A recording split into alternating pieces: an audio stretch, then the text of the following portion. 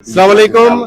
जिसारत digital की तरफ से मैं हूं नजीरुल हसन और जिसारत डिजिटल की टीम जो ढाका पहुंची है, आज हमने यहां पे इलेक्शन कमीशन के ऑफिस का दौरा किया और यहां पे जो सहाफियों के लिए पास मिलता है, दिया जाता है एक्रेडिटेशन कार्ड, वो हमने हासिल किया और यहाँ लोगों से मुलाकातें की। तो यहाँ हम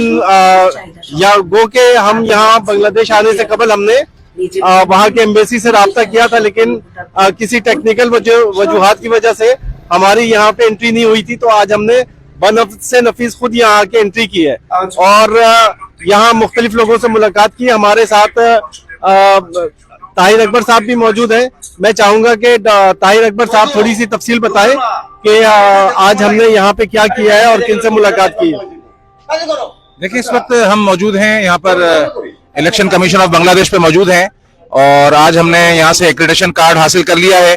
और ये एक्रेडिटेशन कार्ड, ऐसी बात है कि हम फिर कल इलेक्शन के दौरान, ये एक्रेडिटेशन कार्ड है जो हमारी टीम को हासिल हो गया है और हम इंशाल्लाह कल फिर इस इलेक्शन को कवर करेंगे एज इंटरनेशनल ऑब्जर्वर के तौर पर। तो इस वक्त इलेक्शन के तैयारियां मुकम्मल हैं और 12,77,00,000 लोग 42,879 पोलिंग स्टेशन पर अपने वोट कास्ट करेंगे, जिसमें 30% जो आबादी है वो जेन जी है। और अभी फैसला कल होना है। सियासी जमातों ने भरपूर मुहिम चलाई है। जमात इस्लामी ने डॉक्टर शफीकुर रहमान साहब की क़यादत में भरपूर मुहिम चलाई है। तारिक रहमान साहब, खालिदा ज़िया के साहबजादे, BNP के चेयरमैन हैं, वो खुद इलेक्शन में हिस्सा ले रहे हैं।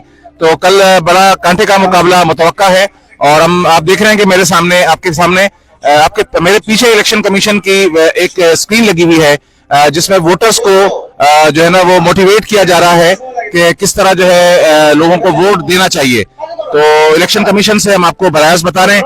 तो इंशाल्लाह हम आपको ताज़ा तरीन सूरत हाल पर अपडेट करते रहेंगे, आपको बताते रहेंगे कि इलेक्शन में क्या क्या सूरत हाल है और क्या क्या इस वक्त चीजें हो रही हैं।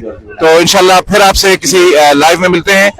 ताहिर अकबर, नजीरुल हसन और आमिर अशरफ को ढाका में बांग्लादेश इलेक्शन कमीशन की मरकजी इमारत से इजाजत दीजिए। इंशाल्लाह फिर मुलाकात होगी।